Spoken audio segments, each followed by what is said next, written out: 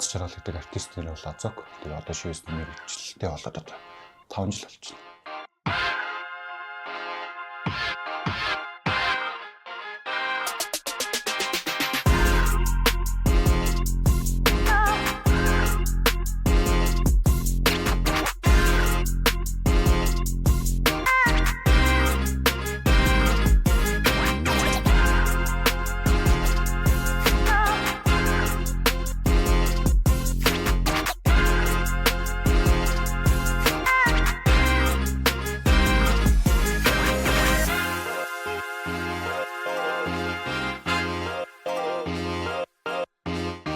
Уран зураг, уран баримлч мэргэжилтэй. Тэгээ яг мэргэжлэрээ явах гэхээр нэг жоохон миний яг мэргэжил нэг хэтэрхий нэг уламжлалт талтай байсан. Тэр нэг залуу хүмүүс хараад өөрийгөө нэг шинэ имиж сорж үзэхлээр тэгээ шивээс ичгэлсэн. За миний хамгийн анхны шивээс би найз дээр хэлчихсэн юм. Ихэнх шивээсчд юм бол найз дээр юм тушаалт олгож идэх хэвгүй. Хамгийн дотны найз юм. Тэгээ би хамгийн анхны громп тоо шивжсэн. Тэр нь нэлээд амжилттай болсон. Их бэлдэж шийжсэн учраас тэгээ өөрөө юм бол нэлээд сайн зурдаг учраас амжилттай болсон. За миний яг ихэвчлэн хийдэг төрөл гэх юм бол одоо абстракт, трибал гэдэг энэ лайн төрлийн шивэснүүд хийдэг. Би яг хэрвээ яг гадаадд очиод өөрийгөө яг танилцуулах юм бол би яг fine line artist гэж өөрийгөө танилцуулна. Тэр нь болохоор зөвхөн зураасан шивэс үүдэг. Ямар ч дуусгал бодлоо. Би тийм зураасан шивэс ихтэй маш сайн. Тэрний онцлог нь гэх юм бол дан зураас татдаг учраас маш цэвэрхэн харагддаг. Маш нарийнхан татдаг учраас. Тэгээд fine line дотроо тэгээд одоо цаашаа яах юм бол одоо tribal гэх юм уу абстракт тиймэрхүү төрлүүд үүдэг. Тэр ерөөдөө л яг зураасан шивэсэл гэсэн. Маш simple тэгээ маш гоё цэвэрхэн харагдаж чаддаг. Тийм учраас хар гэр манай айгуу дэмждэг. Манай гэр бүлийн бүх хүмүүс угаасаа шивэстэй хүмүүс. Бүгд шивэс. Одоо хүртэл манай ээж одоо чандар цаг авахсан ээж нэг юм шивээс илэрхийлэх гэсэн юм бодол гуйж итэй. Тэгээ манай ихч одоо гадаадд сурдаг баг ихч маань тэгээ Монгол ирэх болгоомтой надад их шивээс илэрхийлдэг. Ер нь бол аюу тийм шивээстэй бол. Манай ээжийн хамгийн анх надаар илэрхийлжсэн шивээс гэх юм бол одоо хүзүүн дээр мандала цэцэг гэдэг. Намайг яг шивээс хийж сурж байгаа баг мэдээлэл болж илэрхийлжсэн тэр шивээс юм. За тэнгуүтэй манай аавын нүг гэр бүлийнхээ бүх хүмүүсийн нүг жилиг юм simple маягаар шивэлж ирсэн. Тийм шивэс. Тэр хоёр шивэс нам.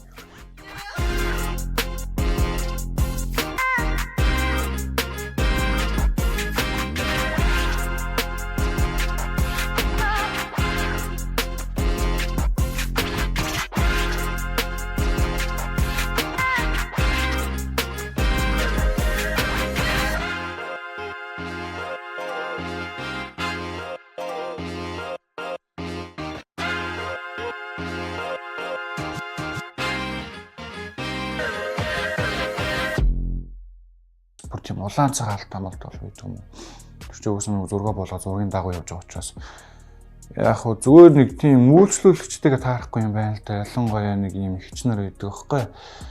Нэг зүгээр нэг эмхтэн хүмүүс чинь нэг ганц хувц сонгож авах гэж юу яадаг л өмсөөл тайлал ингээл тийм юм чи бүр шивээс хийлгэх тал дээр бол бүр хэцүү. Эргэж буцаал бараг 20 30 шивээс сонгож үзэл бүгдээрээс нь эхнээс нь нааж үзэл арилгаал тэгэл гарын дээрээ ч хөлн дээрээ ч гэж тэгж яснаа за боллоо гэдэг хүмүүс бас байдаг байхгүй. Бараг тэр чинь бараг 2 цагийн болчихж байгаа шүү дээ. Тийм хүмүүс төр бол бас жоохон хөнлөө илэрхийлнэ л дээ. Одоо би өглөө ерөнхийдөө нэг хоолоо бэлдэж авч гараад тэгээд ерөнхийдөө хамгийн эхэлж ажлуудаа бүх цагийн шивэснүүд хэлчихээд тэгээ оройн бэлтгэлээ яадаг. Одоо яг ийм өвлийн цагт бол би яг нэг юм хичээнд орсон юм шиг байдаг байхгүй. Яг нэг юм цирклд орсон. Яг л тавтагддаг. Ажил бэлтгэл гэр гэж яг л юм хөө. Өөрийгөө илэрхийлвэл яг миний яг өөрийн уг хүн гэх юм бол би маш тайван хүн. Тэгээ ер нь бол бүр яг тийм яг мэрэгжилшгэ биш эсрэгээр маш тийм намуухан газар мазар багтартай. Тэгээд маш олон төрлийн хүнтэй харьцдаг учраас ерөнхийдөө маш олон төрлийн одоо зан аран шин айш гаргаж болж чадна. Гэхдээ ер нь бол хүн болгонд яг нэг одоо яг өөрт нь яг ямар хүн байна яг тэр шиг нь байж чаддаг. Тэгээд ер нь бол юу тийм сахилга баттай байхыг хичээдэг. Тийм л. Энэсээр яг хамгийн эхэлж хичээлж ирсэн гэх юм бол 16 тагаас хойш Тэгээ яг тууштай гэх юм бол одоо сүүлийн 1 жил хичээлж байна. Одоо би өөрөө тэмцээнд бэлдэж байгаа. Тэгээд фитнес нь одоо яг дэлхийд дээр хамгийн их хүн хичээлдэг спорт юм байна лээ. Одоо фитнес зал нь. Тэгээд залуучтайгаа одоо тэгвэл одоо дасгал хөдөлгөөн хийж байгаарай. Тэгээд Монгол одоо авдрахад байгаа ч гэдэм одоо дэлхийд ер нь бол хэрэглэж байгаа шүү дээ. Тэгээд эрүүл мэндээ сайн хараарай л гэж хэлээ. Би чи яг нөгөө юм хөгжсөн байх үед гарч ирсэн шивэж очроос над бол тийм амар шантармаар зүйлүүд бол байгаагүй. Одоо маш олон төрлийн одоо ийм сошиал платформуд байна. Хүн одоо нэг төгрөгчлөхгүйгээр одоо Facebook дээр зар тавихад л одоо ерөнхийдөө үйлчлүүлэгчтэй болох боломжтой. Тэгээд одоо юм хөгжсөн учраас одоо өөрөө ч одоо өгсөн газраас одоо шивэсний бодож өгөө захиалах боломжтой болсон. За Монголд ч гэсэн одоо нэг юм объектууд маш их өргөн сонголттой байдаг. Тийм учраас одоо студ дээр одоо дутаж үзээгүй. Тэгээ одоо миний үед гарч ирсэн артистууд бол нэг тийм айхтар тийм шантармаар юм байхгүй хаа. Яг өөрөө л ур чадвартай хичээнгүй байж чадах юм бол тэр үед бол жоохон хэцүү л байсан. Шивэсээр амьдрах гэдэг ч одоо хэцүү шүү дээ. Одоо нийгмээрээ шивэстэй хүн тийм танха балмууд гэдэг үзэлтэй байгаа. Тэгээ яг зараа яг яаж хүмүүс түгэх юм би яг шивэс ч юм тэр болгоо одоо маш хэцүү. Тэр үед одоо шивэс хийжсэн шивэсчдэг одоо маш их хүндэлдэг. Монголд яг тэгж шивэсийг хөгжүүлэе гэж бодож тийм зоригтойгоор хөдөлж байсан. Ах нартай бол маш их уялддаг. Маш олон артистууд байгаа л да яг тухайн үед яг шивэс хийжсэн зүгээр тэр дундаас хамгийн сайн мэддгээр одоо Бандгаа гэж ах байдаг. Одоо шивэсийг 20 жил болж байна. Тэр миний айдл гэх юм бол одоо яг юу вэ? Оросын шивэс чинь Касим гэдэг байгаа. Тэр яг миний төрлөөр яг шивдэг байхгүй юу? Миний төрлөөр ч яхаа яг адилхан төрлөөр шивдэг. Касим байна. Тэгээд одоо хиттийн шивэс чинь Виктория гэдэг эмэгтэй байгаа. Тэгээд одоо тэр хүний шивэсийг одоо хамгийн сайн мэддгээр нэг орхон мэрийг шивж байсан. Тэр рил 80 их явсан шүү дээ. Тэр шивэс ч юм байна. Тэр хоёр шивэс ч юм байна. Эмэгтэй эрэгтэй артист. Яг шивэсний тренд үүсгдэг хүмүүс ч артистууд өөрсдөө байхгүй яг тухайн артистууд одоо яг ямар шивэсийг постлж ийн ерөөхдөө тэрийг л дуурайж ирнэ. Тренд тогтож идэг. Тэгээ одоо монголчуудын хамгийн мэд тэр одоо 90-ийн шивэс л одоо хамгийн тренд болсон. Одоо ч хүртэл маш байгаа. Хамгийн бүх цаг үеийн тренд шивэс гэх юм бол. Яг чи энэ алдартай рэпрүүд амар муухай шивэсдэг байхгүй яагаад ч алдаргүй байхтаа мөнгөгүй байхтаа хэлэгцсэн үг гэмээр одоо тэр хүмүүс яг шивэсийн засч өгөхийсэн гэж аягүй их боддог. Ерөөдөө яг гадаад рэпрүүд ер нь бол яг ингэж шивэс чүрний нүдээр харахад үнэхээр яагаад ингэж хэлэгсэн бол юм шивэснүүд гэдэг. Энэ дээр нь яг ингэж шивэсийн засах ч юм уу аягүй гоо шивэс яг шивэс юм байт юм а гэж үзүүлмээр яг санагддаг. Итгээд юмнууд гэвэл баруун гар дээрээ баруун гар гэж өлөө зүүн гар дээрээ зүүн гар гэж ивэл нэг тиймэрхүү сонин юмнууд байдаг.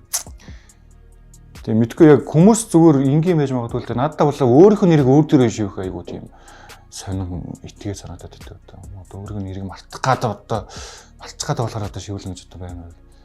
Тиймэрхүү зүйлүүд. Тэгээд ерөнхийдөө яг хамгийн онцгой санагддаг шивээс гэх юм бол охтууд яг эмзэг газраа тийм ялангуяа тийм ахар сүүлэн дээр донцтой тэгээ уртал дээр яг тийм ликний ч гэдэг юм нэг тиймхүү итгээд өгнө шигүүлгэл юм бол хамгийн муухай санагддаг та. Чи ирээдүйд гарч болох хосын харилцаан дээр нь аюул сөрөг үрдэг ортой. Хөгжилтэй тохиолдол гэвэл нэг залуу яг хүүхдийнхээ нэг төрсөн он сарыг шивүүлэх гээд энэ эрэгтэй хүмүүс чинь тийм нэг одоо эхнэрийнхээ төрс өдрийг мартчих юм байна. Хүүхдүүдийнхээ нэг төрс өдөр мартчихсан тиймэрхүү юм дээр нэг жоохон тийм байдаг шүү дээ. Тэгээд хүүхдийнхээ яг он сарыг яг шивүүлж дуусаад эхнэртэй нэг видео колл хийж харуулж байгаа байхгүй. Ингээд охиныхоо он сарыг шивүүлчихлээс чи юу вэ наа чи буруу шүү дээ наа чи 2 сарын сүүл бичсэн юм чинь наа чи тэдэн сар төрсөн шүү дээ гэдэг чийсэн. Яг шив дуусчихсан. Та тэр хивээсээ хийсэн үү? Одоо тэрий чи бол одоо засах боломжгүй бүр даржлын янзлан гэсэн. Тэгэл юу нь бол тэр чигтээ тэгэл ясна да.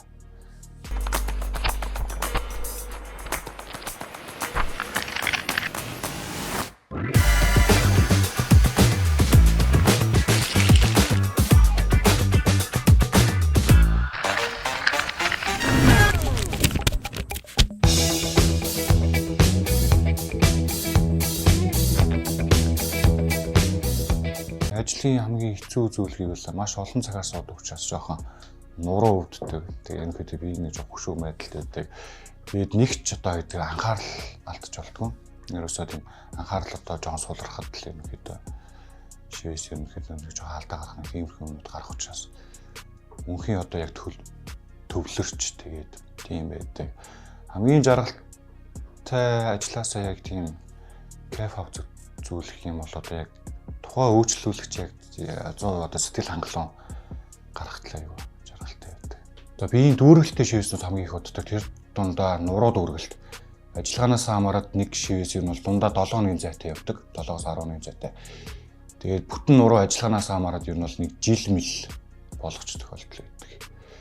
Тэгээд нэг оролтоос нөгөө оролтын оронд 10 хоногийн зайтай өмнөх шивэснийхээ одоо өмнөх хийсэн суултаа одоо заавалчгүй идгэж иж явдаг. Шивэсний өвдөлт нь нэмгээ арьсан дээр юм уу? Ясан дээр хамгийн их өвддөг. Одоо яг тодорхойлбол тооны ясан дээр, хавирганы ясан дээр эсвэл нэмгээ арьстай эсвэл буюу одоо энэ сугруу арьс хэсэг тэгээд энэ буйны дотор тал, гарын дотор тал гэх мэт. Нэмгээ арьсан дээр их өвддөг. Шивэсний өвдөлтийг даах октод амар төвчөрдөг эсрэг юм. Яг л октод чинь илүү тийм нөгөө нэг юм одоо ястай нэмгээ арьсан дээр хавирга игэн гэдэг юм тиймэрхүү газруудаа их шивэлдэг. Тэгээ эмхтэй хүмүүс хамаагүй төвчөртэй байдаг. Нийтээр юу найдал. Одоо бүр яг зайлшгүй яг тийм бүр бойлох хэмжээний өвдөлт яг мэдрээд байна гэж надад хэлэх юм бол шивэсний нөгөө өвчин амдах тос гэж яддаг медаль болох. Тухайн тосыг түргэж өгөх ч гэдэг юм уу. Тиймэрхүү арга хэмжээнүүдийг авах л да. Эсвэл зүгээр тухайн шивэсийг зүгээр хоёр хуваагаад ичиж болно. Яг тэр хүртэл нь одоо хийж байгаад одоо зогсоогоод тэгээд нэг 14 20 хоногийн дараа идэхснийхэн дараа нөгөө хэсгийг өргөжлүүлж хийх юм байна тиймэрхүү. Миний яг хийж исэн хамгийн гоё шивээс гэхээс илүү одоо яг надад амар сэтгэл төрүүлжсэн гэх юм бол тухайн үйлчлүүлэгч маань одоо надаараа яг нэг шивээс хэлэн ингээд одоо баг 3 жил бодож байгаа. Тэгээ гадаадаас зорж ирээд тухайн шивээс хэлэгчид яг миний гарын үсгийг яг өөр төр шивүүлжсэн байхгүй. Тэр хамгийн гоё санагдчихсан. За шивээс ихэд тухайн артистийн ур чадвар, ариун цэвэр тэгээд одоо сэтгэн бодох чадвар энэ гурав хамгийн чухал. Шивээс хийлгэж байгаа үйлчлүүлэгчдийн зүгээс гэх юм бол одоо шийдвэрээ маш сайн гаргасан байх хэрэгтэй, зургаа маш сайн олсон байх хэрэгтэй. Тэгээд одоо би энэ тухайн шивээс яг хийлгэхдээ хэр ихтэй байна уу гэдгийг маш сайн бодсон байх хэрэгтэй. Тэгээд сэтгэл хөдлөлөөр хизээч шивээс хийлгэж болохгүй. За зарим тохиолдолд яг өөртөө урам өгөх зорилгоор юм шивээс хийлгэх тохиолдлууд хэлээ яг өөрийгөө хурцлалсаа өгөх юм уу? Надад бас жишээ нь одоо миний өвдгөн дээр өгөө гэдэг хэвгүй юм. Яах гэж хэлсний хизээч бүү март гэдэг одоо яг нэг аливаа зүйлээс яг шамтрах болоод ирэхээр яг энэ шивээс ааж нэг жоо ирч уч авдаг ч юм уу. Яг тиймэрхүү юмнууд байдаг бас хайртай дотныхоо одоо алдсан ч юм уу хүмүүсийг хөргийг шивүүлэх тохиолдол байдаг л та. Нөгөө нэг байнга одоо хамт байхын тулд ч гэх юм уу одоо ингэж насан туршдаа биеийн дээр мөнхөлж штэ. Яг тэрнээс бас ирч уч авдаг ч юм уу. Тиймэрхүү тал дээр бол тиймэрхүү сонголтууд бол айгүй гоё байдаг. Миний биеийн дээр гэвэл яг тоош ирэхээр тоолох юм бол нэг 30-аад шивээс байгаа. Тэгээ миний биеийн дээр бол яг ил шивээс бол нэг ч байдаггүй. Яг хүний нүдэнд ил тусахаар дандаа биеийн тал шивээснүүд. Тэгээ хамгийн гоё шивээс гэх юм бол миний өөрөө нөгөө өвдгөн дээр хийжээс үг байдгийг. Яг саний хэлсэн нэг яг ч гэсэн хийж бүү март. Яг тэр шивээс одоо миний хамгийн хайртай шивээс. Би өөрөөс нэг тамирчин нэг бас яг шантрах үе дээрээ яг тухайн шивээсийг харж ирнэ бол айгүй ирч уч авдаг. За үйлчлүүлэгчдийн их хөвчлэн гаргадаг алдаа гэвэл одоо бага насны хүүхдүүд ч юм уу те дөнгөж одоо хүнтэй үерхэж байгаа хүүхдүүд ирж айгүй их хос одоо шивээс хийлгдэг би бинийхээ нэрийг шивүүлдэг ч юм уу. Тиймэрхүү сэтгэл хөдлөлөөр хандсан асуудал дээр ерөнхийдөө нэлээд алддаг. Тэнгүүтээ бас нэг артистаа маш муу сонгодог. Зүгээр одоо ингээ найзынхаа найз дээр очиж ч юм уу ямар ч судалгаагүйгээр зүгээр гадуур явж байгаа нэг шивээсгсэн хаягтай газар руу шууд тухайн артистаа судлах угаар орчдөг. Тэр бол хамгийн буруу. Бас зарим тохиолдолд нэг юм жоохон найзуудтайгаа бас нэг жоохон чөлөө цаг өнгөрүүлж нэг ууд сууж хагаад халуун цаад тэгээ ерөнхийдөө нэг гинт нөгөө шивээс юм хийлгэх зэтэл орж ирээд тэгээ очиж шивээс хийлгэжтэй гэж бодлогоогоор тиймэрхүү алдаанууд аяг. Яг хэзээч болох гэх тэр бол алкогол хэрэглэсэн үед нь бол хүний цус шингэрдэг байгаа. Тэнгүүдээ дархлаа тодорхой хэмжээнд бас муудна.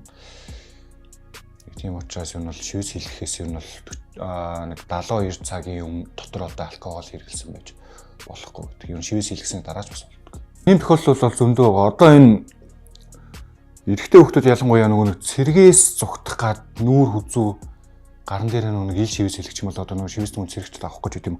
Тиймэрхүү асуудлууд аюул их байдаг. Яг цэргийн наснд одоо дөнгөж хүрч байгаа хүүхдүүд. За тэднэрт бол хийзэж хийдэггүй. За тэгэнгүүтээ хүний нэр шивүүлэх юм бол жоохон юу нь бол дими буруу байдаг. За тэгээ хитрхи одоо 70 газраа одоо шивээс хийлгэх. Одоо ерөнхийдөө ихэвчлэн охтууд юу нь бол яг 70 газраа тийм нэг юм сонь үг шивүүлэх гэдэг байхгүй юу? Яг жишээлх юм бол яг нэг махар сүүлэн дээр одоо онцтop ч юм уу ерөнхийдөө нэг тийм white нэг тийм хөвгнөө шивүүлдэг. Тэр нь ирээдүйд хосын харилцаанд ер нь бол маш одоо сөрөг үр дагавартай байхгүй тэр хүн ч одоо найз залуутай бол нөхөртэй бол яг тиймэрхүү юм дээр бол би эзэж тийм одоо 70 шивээсэн дээр тэгээд тийм ёс бус үг ч юм уу тийм юм яг шивхийгээр хүсдэг. Юусны бодлого зүг сонгохдоо ер нь миний анзаарснаар одоо монгол артистууд бүгд ер нь нэг тодорхой яг нэг л будгаар их хвчлэн шивдэг. Тэр нь болохоор одоо динамик гэдэг нэг Америк заагддаг бодлого тэргээр хийдэг. А тухайн зүг бол одоо маш олон төрлийн зүүнүүд байгаа. Тэгээ өөрт ер нь яг эвтэйхэн таарсан зүгээ сонгох хэрэгтэй. Тэгээд шивэснийхээ машинд одоо яг тухайн зүг яг яаж хорсож ажиллаж чинь яг тэрийг сайн анзаарч байгаа. Тэгээд ер нь өөртөө тохирсон зүг байна. Яг тэр зүг хамгийн сайн тэр нь муу гэсэн юм бол байхгүй. Шивэсчд болгоо яг өөрсдөө гэсэн яг зүг хэрэглэдэг. Студийн хэмжээнд яг шивэс хийгээд явж байгаа. Студитэй артистууд донд бол одоо нэг хэрэглэсэн зүгөө хоёр хэрэглэх тийм асуудал юусоо гарахгүй. Яг нэг хэрэглэсэн зүгээр дахиад өөр хүн дээр шивж байгаа асуудлууд яг хаана гарч ийн гэхээр ерөөсөө нөгөө нэг хувь хүмүүс байдаг. Одоо ингэ дуудлахаар гэртэн очиж шивэс хийдэг ч юм уу. Эсвэл юм бүр буудалд ингэ шивэс хийдэг ч хүмүүс байдаг байхгүй. Эсвэл жоохон хүүхдүүд байна. Арай нэг гайгүй зурдаг хүүхдүүд нөө маань нэг шивэс нэм авч байгаа бөөн дөр ингэж шивэс та нар шивэс хийгээд өгөөч гэдэг юм. Тиймэрхүү хувь хүмүүс дээр ингээд ариун цэврийн маш их алдаа гардаг. Тэгээд шивэс хийлгэхээр бол яг тийм студийн төвшөнд очиж одоо яг шивэс хийлгээрээ. Тэгээд за хэрвээ хүний биед одоо шивэсээр дамжаад халдвар орлоо гэхэд илгэний бие зээж гэдэг юм уу. Тиймэрхүү асуудлууд маш их гарна. Тэгээд бохир орсон шивэс ерөнхийдөө маш муухай гэж идэлж өрөвсч хаашаа бүр ясанд нь орох хэмжээнд тиймэрхүү аюулууд өгдөг. Тийм учраас ариун цэврийг маш сайн хараарай. Тэгээд тухайн шивэс эхлэхийн өмнө бүх хэрэгслүүдийг бэлий, будгийн аяг, зүү, машина ороосон байна уу, ариутгсан байна уу, ороо харьцсан байна уу тэр бүгдийг яг шалгасны дараа яг шивэс эхлэхээр гэж болж байна. Шивэсний хамгийн тохиромжтой үйлрэл гэх юм бол одоо хавар намар өвөлгээд цэрүүний үйлрэл байдаг. Яг энэ үед яа гэх юм бол одоо шивэс хэлэгчид ерөөсөө огт нарны гаргаж болдог байхгүй. Зуны цагт шивэс хэлэгчид ерөөсөө битүү хувцастай яваад хайгуу хэцүү шүү дээ. Тэгээ нарнаас нуух хэцүү. Тэмүүтээ зуны цагт хөлрөх юм бол хүмүүний хөлсч айгуу хүчлэг байдаг учраас нөгөө нэг шивэсээ буцааж түлээд идэх байхгүй. Тийм учраас зуны цагт шивэс хэлэх юм бол хамгийн тохиромжгүй байдаг эсрэгээр. Гэхдээ Монголд бол зуны цагт одоо хамгийн их шивэс хэлэгдэг. Ерөнхийдөө аюу ачаалтай байдаг. Тэгээ ерөнхийдөө бол сэрүүний үйлрэл хамгийн тохиромжтой. Одоо яг 18 хүрээд тэгээ энэ бол шивэс хэлгэх боломжтой болох байхгүй. Тэгээ дөнгөж 18 хүрээд одоо шивэс хэлэхийг сонирхож байгаа дүүнэртэй хандаж хэлэхэд артиста маш зөв сонгоорой. Артистал зөв сонгоцсон байхаар чамд хүссэн зөвлөгөө гэж өгөөд чиглүүлээд өгчнө. Тийм учраас артиста маш зөв сонгоорой. Тэгээ тухайн шивэсийг хэлэхдээ ихтэй юм уу гэдгийг бас сайн бодож үзээрэй. Эдийн 18 хүрсэн ч гэсэн одоо ээж авсаа заавалчгүй би шивэс хэллэглээ гэж ярилцаж тэгэж одоо бас зөвшөөрөл аваарай. Дур мэдэж бас хэлгэж хамаагүй хэлгэж болохгүй. Тэгээд тухайн газрыг сонгохдоо ариун цэврийг маш сайн. Тэгээд хийсэн шивэс ажлуудыг маш сайн. Уур чадварын дүгнж тийг сонгоорой. Эзэж одоо сэтгэлийн өөрлөөр одоо чи шивэс хэлэхгүй юм хэлэх гэж юм одоо найз хамт шивүүлж игээл тийм сэтгэлийн өөрлөөр битээ дараалж хэлдэг. Тэс нь яг хувийн ажил мэргэжил зан шашин шүтлгийг илэрхийлдэггүй. Ямар ч хүн шивэс дэж болно. Тэгээд шивэс нь хүн зөв одоо үг үйлдэлээрээ биш яг харагдах байдлаараа өөрийгөө яг илэрхийлж болдог зүйл. За над дээр одоо бүх насны хүмүүс яг шивэс ирж хийлгэж байна. Тэгээ ерөнхийдөө нэг 40-оос дээш насны хүмүүс ирж шивэс хийлгээд гарах болгондоо би залуудаа хийлгэж байхгүй явдаа гэж маш их харамсдаг байхгүй. Тэгээд шивэсийг ингээд бодоол яваад идэг хүмүүс гэдэг 3 4 5 жил бодоол яваад идэг хүмүүс. Хэрвээ яг шивэс хийлгэе гэж бодоол явах юм бол хамаг гангарах залуунуусаа алдчихж байгаа байхгүй юу? Одоо ерөнхийдөө аль залуу насндаа гоё шивэс хийлгээ тэрийг яг одоо ич хитэнэ гараад гангараад явсан дээр. Тэгэхээр бүр ингээд бодоол бүр ингээд 40 мөч гарчаа шивэс хийлгэх юм бол одоо бас хэцүү шүү дээ. Бас эндээ гоё харагдмаа явж байгаа. Тийм учраас яг шивэс хийлгэе гэд яг шийдэх юм бол зөрөгтэй. Тэгээ тухайн артистаараа ярилцаад ерөнхийдөө аль болох насны одоо залууд гоё шивэс хийлгээ тэгээд эртгэн гангарч байгаараа битээ цаг хугацаа алдаар л гэж. Тийм л.